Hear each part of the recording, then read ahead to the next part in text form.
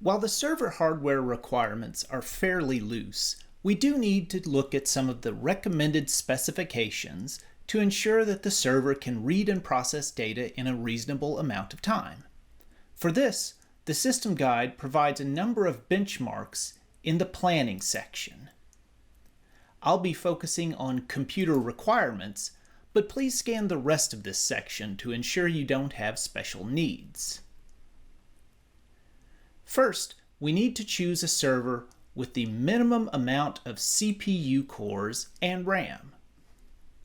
The document doesn't define a specific CPU, but rather one that meets at least this passmark rating, which you can browse on cpubenchmark.net. This recommendation is based on the larger of either the number of tags, which we estimated to purchase a license, or the total number of devices. At the low end, we can run on a device as small as an integrated touchscreen PC, but the largest projects will generally require a large rack server. If you have a system larger than this, please contact Schneider Electric directly, as you may need to split the load among multiple servers. While Advanced Reports is generally split off onto its own server, discussed later, we do have estimated requirements for systems running both projects on the same machine. Client machines have virtually no hardware requirements, so long as they can run a modern web browser. Disk storage requirements are split into two groups: Basic Reports and Advanced Reports. If you will be consuming historical data using Basic Reports, there are a few examples here in the system guide, varying the number of tags and how frequently they're being logged. More important is this link to the disk sizing calculator, which is a spreadsheet to help you calculate your requirements. I've already downloaded and opened this document. For Basic Reports, we'll enter how long we want to keep the data and the trend period. 15 minutes is the default, but there are situations where you want to log more frequently. We also need to estimate the number of trend tags in the system. You can estimate about 50% of your tags will be trended, as digital tags tend to only have alarms, and not all analog tags need trends. However, if you have a project requirement to trend all analog values, or you just want a more conservative estimate, you may want to increase this number. The next tab is for Advanced Reports. If you're using standard Schneider Electric devices, you can enter those device counts in this column.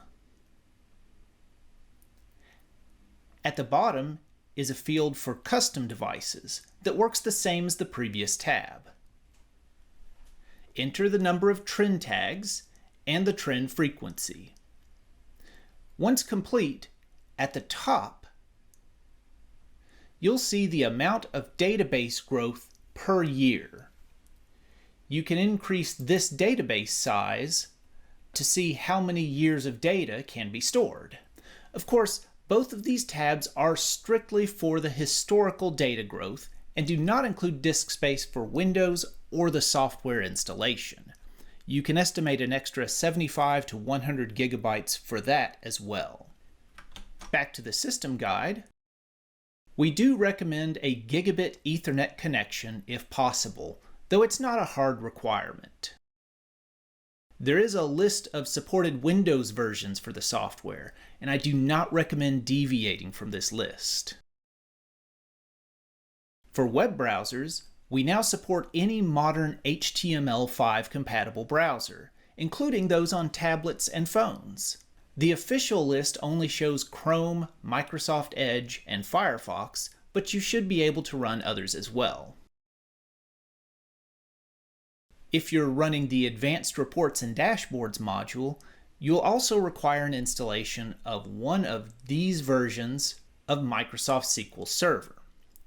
There are many variations of SQL Server installs, so in general I refer you to the Power Monitoring Expert System Guide for advanced reporting integration.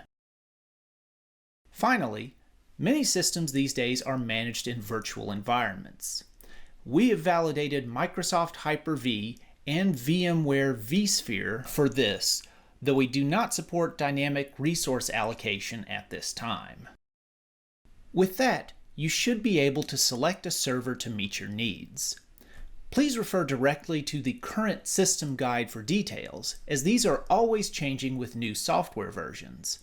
Once your server has arrived, you'll be able to install the software at last. Until then, thank you.